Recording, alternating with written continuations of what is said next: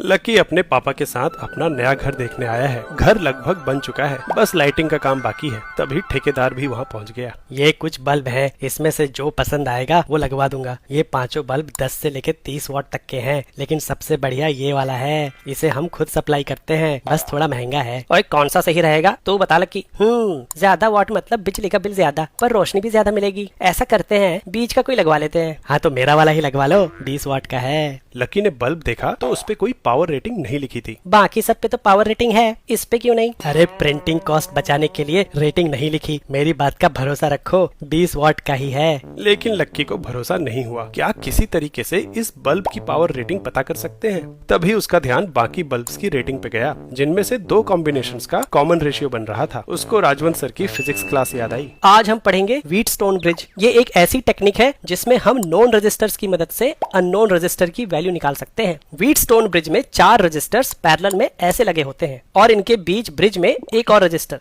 जैसे कि बल्ब लगा होता है। ये बल्ब तभी बुझेगा जब व्हीटस्टोन ब्रिज बैलेंस्ड होगा, यानी इन रजिस्टर्स का रेशियो एक दूसरे के बराबर होगा। पर सर ऐसा होगा कैसे? क्योंकि बल्ब बुझने का मतलब है कि इन दोनों पॉइंट्स का वोल्टेज बराबर है। अगर लेफ्ट वाली ब्रांच का करंट I और राइट वाले का I डैश मान लें, तो R1 के अक्रॉस वोल्टेज ड्रॉप होगा I गुने R1 और R3 के अक्रॉस I डैश गुने R3। ब्रिज के दोनों पॉइंट्स के वोल्टेज बराबर होने के लिए दोनों रजिस्टर्स के अक्रॉस वोल्टेज ड्रॉप्स भी बराबर होने पड़ेंगे। मतलब IR1 बराबर होगा I डैश R3 के। यहाँ से I डैश बटे I का रेशियो आ गया R1 बटे R3। यही लॉजिक अगर R2 और R4 पे लगाएंगे तो वहां से भी I डैश और I का रेशियो R2 बटे R4 के बराबर ही आएगा, यानी कि R1 बटे R3 बराबर होगा R2 बटे R4 के। मतलब अगर बल्ब नहीं जल रहा है और हमें इन चारों में से 3 रजिस्टर्स की वैल्यूज पता है, तो हम चौथे की वैल्यू आराम से निकाल सकते हैं। लकी ने यही कॉन्सेप्ट बल्ब्स पे अप्लाई किया और 4 बल्ब जिनकी पावर का रेशियो बराबर था उन्हें ऐसे लगाया, और बीच वाले ब्रिज में करंट है कि नहीं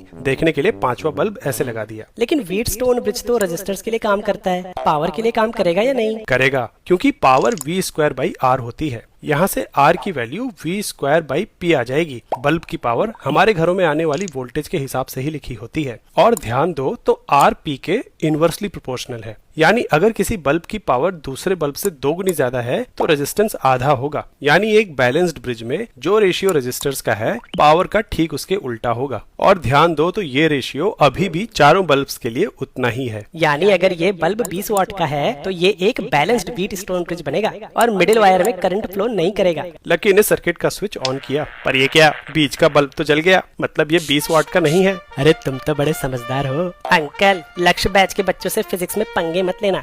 अगर जेई या नीट की तैयारी कर रहे हो तो फिजिक्स वाला के बैचेस चेकआउट करो, लिंक चैनल पेज पे है।